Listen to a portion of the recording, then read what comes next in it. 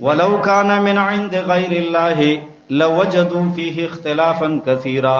دا د قران عظمت ذکر کوي، صداقت د قران ذکر کوي چې دا قران دی الله کتاب دی. دلیل صدا دلیل دا کچیر ته دا قران د غیر الله دی طرف نه وي، په دې قران کې به ډېر اختلافات وي، د خلکو به کې ډېر اختلافات مونږ وي. یو ځای کې به مسله یو شان کړي وا، بل ځای کې به بل شان کړي وا.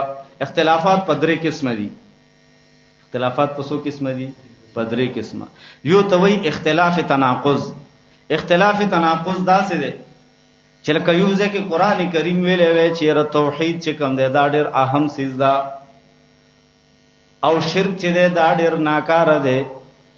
بل ځای کې به چې نه مړه خیر دا شرک دومره غټه ګناه نه ده، کوچاو کون سب باک نشتا. لکه مطلب چې بالکل تضاد وي، چې تضاد وی تضاد، چې یو ځای کې وی چې دروغ ناکاره دی، بل ځای کې وی دروغ دی. یو ځای کې وی چې شرک ناکاره ګناه کبیره ده، الله وی زینب خو بل ځای نه مړه خیر ده بس چا چاته به هم. نو دې ته تضاد وی چې د متضاد خبره دغه اختلاف ته یو دې ته وی اختلاف تناقض.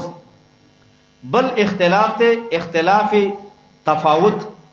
اختلاف تفاوت دې ته وی لکه یو ځای کې قران کریم کې دغه په الفاظو کې فصاحت او بلاغت تا ډېر فصیح او بلیغ کلام ده، او بل ځای کې قران کریم کې 10 الفاظ الله ذکر کړی وی چې بالکل ساقط او مردود وی، بالکل د فصاحت او بلاغت نه عاری کلام وی، پاک کلام وی دی غینا، یعنی یو عام انسان غونته خبري وی. دا دویم قسم اختلاف شو. دریم قسم اختلاف هغه تعامل ده. هغه اختلاف تا لکه اختلاف د قرائت د بعض امامانو په نسبت باندې یو قرات یو لفظ چې کم دی نو لکه مثال به طور مثال بدل درکم.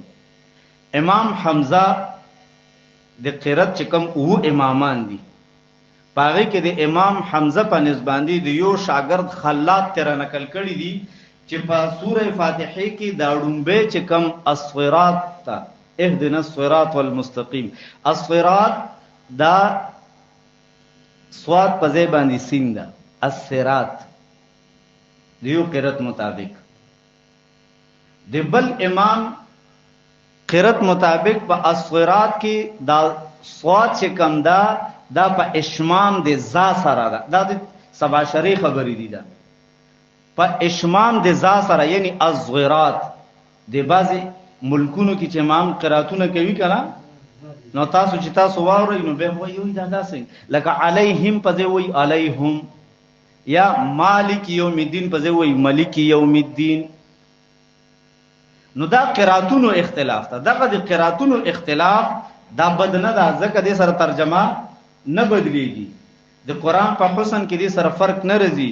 قران کې دا لومبي دوه قسمه اختلافات، اختلاف د تناقض او اختلاف د تفاوت، دا په قران کې نشته.